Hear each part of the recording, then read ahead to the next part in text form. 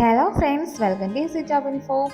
അപ്പോൾ ഈ വീഡിയോയിൽ നമ്മൾ ഷെയർ ചെയ്യാൻ പോകുന്നത് ഈ ടാഗിൽ വന്നിരിക്കുന്ന വാക്കൻസി ഡീറ്റെയിൽസിനെ കുറിച്ചിട്ടാണ്. അപ്പോൾ ഡീറ്റെയിലോട്ട് അടക്കാം. സെൻട്രൽ ഗവൺമെൻറ് ജോലിയാണ്, ഡയറക്റ്റ് ആയിട്ടുള്ള റിക്രൂട്ട്മെൻ്റ് ആണ്. പരസ്യ നമ്പർ ഞാനിവിടെ കൊടുത്തിട്ടുണ്ട്.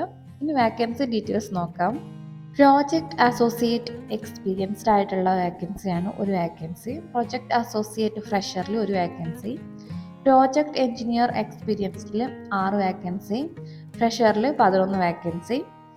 പ്രോജക്റ്റ് എഞ്ചിനീയർ ഫ്രഷർ 2ൽ 3 വാക്കൻസി. പ്രോജക്റ്റ് മാനേജർ 1 തസ്തികയിൽ 2 വാക്കൻസി. പ്രോജക്റ്റ് മാനേജർ 2 തസ്തികയിൽ 2 വാക്കൻസി വീതമാണ്. അടുത്തതായി സീനിയർ പ്രോജക്റ്റ് എഞ്ചിനീയറിൽ 1ൽ 12 വാക്കൻസി. എഞ്ചിനീയർ 2ൽ 1 വാക്കൻസി.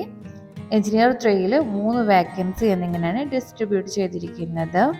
അടുത്തതായിട്ട് സാലറി ഡീറ്റെയിൽസ് നോക്കാം. ഏകദേശം 3 ലക്ഷം മുതൽ 22 ലക്ഷം വരെയാണ് പെർ ആനം ലഭിക്കുന്നത്. വാർഷിക വരുമാനമാണ് പറഞ്ഞിരിക്കുന്നത്.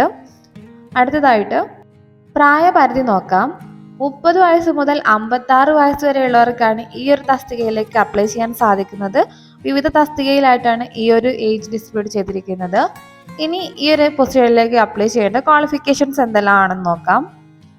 പ്രോജക്റ്റ് അസോസിയേറ്റ് എക്സ്പീരിയൻസിന് വേണ്ട BE അല്ലെങ്കിൽ BTech ആണ്. സ്പെഷ്യലൈസേഷൻ വേണ്ടത് മെക്കാനിക്കലിലാണ്. Post qualification relevant experience minimum 1 year ആണ് ചോദിച്ചിരിക്കുന്നത്. പ്രോജക്റ്റ് അസോസിയേറ്റ് ഫ്രഷർക്കും സെയിം തന്നെയാണ് ക്വാളിഫിക്കേഷൻ. കൂടാതെ സ്പെഷ്യലൈസേഷനായിട്ട് ഇലക്ട്രോണിക്സ് ആണ് ചോദിച്ചിരിക്കുന്നത്. പ്രോജക്റ്റ് എഞ്ചിനീയർ എക്സ്പീരിയൻസിന് BE BTech അല്ലെങ്കിൽ ഈക്വലൻ്റ് ആയിട്ടുള്ള ഒരു ഡിഗ്രിയാണ്. 60% മാർക്കാണ് പറഞ്ഞിരിക്കുന്നത്. ബിരുദം അല്ലെങ്കിൽ ബിരുദാനന്തര ബിരുദമാണ്. Post graduate degree in science, computer applications അല്ലെങ്കിൽ റിലവൻറ്റ് ഡൊമൈനിൽ 60% മാർക്കുള്ളവർക്ക് അപ്ലൈ ചെയ്യാം. സ്പെഷ്യലൈസേഷനായിട്ട് ഇലക്ട്രോണിക്സ്, കമ്മ്യൂണിക്കേഷൻ, അപ്ലൈഡ് ഇലക്ട്രോണിക്സ് എന്നിവയാണ്. പ്രോജക്റ്റ് എഞ്ചിനീയർ ഫ്രഷറിന് വേണ്ട ക്വാളിഫിക്കേഷൻ സെയിം തന്നെ ബിരുദം, ബിരുദാനന്തര ബിരുദം BE BTechലാണ്. അല്ലെങ്കിൽ post graduate degree in science അല്ലെങ്കിൽ കമ്പ്യൂട്ടർ ആപ്ലിക്കേഷനിൽ അല്ലെങ്കിൽ റെലവൻ്റ് ആയിട്ടുള്ള ഡൊമൈനിൽ 60% മാർക്കാണ്. Specialization computer science, information technology, data analytics, machine intelligence എന്നിവയാണ്. അടുത്തതായിട്ട് പ്രോജക്റ്റ് എഞ്ചിനീയർക്ക് വേണ്ട ക്വാളിഫിക്കേഷൻ MTech ആണ്. സ്പെഷ്യലൈസേഷൻ പവർ ഇലക്ട്രോണിക്സിലാണ്. പ്രോജക്റ്റ് മാനേജർ 1ന് വേണ്ട ക്വാളിഫിക്കേഷൻ സെയിം തന്നെ BE BTech അതിലുള്ള ബിരുദം അല്ലെങ്കിൽ ബിരുദാനന്തര ബിരുദമാണ്. കൂടാതെ സയൻസ്, കമ്പ്യൂട്ടർ ആപ്ലിക്കേഷൻ എന്നീ മേഖലയിൽ പോസ്റ്റ് ഗ്രാജുവേറ്റ് ഉണ്ടെങ്കിൽ 60% മാർക്ക് മതി. സ്പെഷ്യലൈസേഷൻ പറഞ്ഞിരിക്കുന്നത് computer science, information technology, computer application, electronics and communication ആണ്.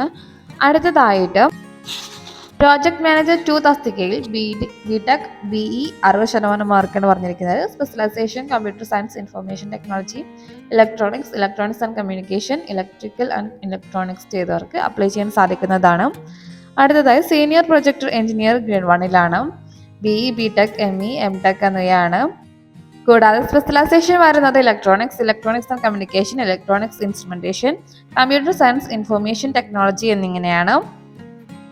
അടുത്തതായി സീനിയർ പ്രൊജക്ട് എഞ്ചിനീയർ 2ലേക്ക് MTech സ്പെഷ്യലൈസേഷൻ വരുന്നത് ഓഷ്യൻ ടെക്നോളജിയിലാണ്. സീനിയർ പ്രൊജക്ട് എഞ്ചിനീയർ 3 തസ്തികയിലും MTech സ്പെഷ്യലൈസേഷൻ വരുന്നത് VLSI and embedded systems and electronics ആണ്. അപ്പോൾ അടുത്തതായിട്ട് ആപ്ലിക്കേഷൻ ഫീ നോക്കാം. യാതൊരുവിധ application fees നൽകേണ്ടതായിട്ടില്ല.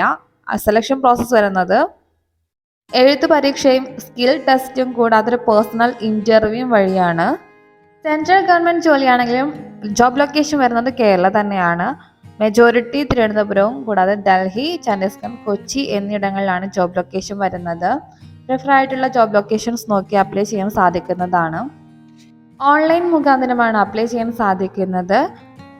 November 16-നാണ് application start ചെയ്തെങ്കിലും അവസാനിക്കുന്നത് ഡിസംബർ 5-നാണ്. ഒഫീഷ്യൽ വെബ്സൈറ്റ് ഞാൻ കൊടുത്തിട്ടുണ്ട്, www.cdac.in എന്നതാണ്.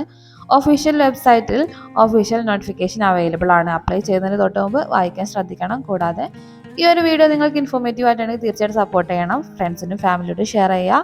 അപ്പോൾ അടുത്തൊരു വീഡിയോയിൽ വീണ്ടും കാണാം.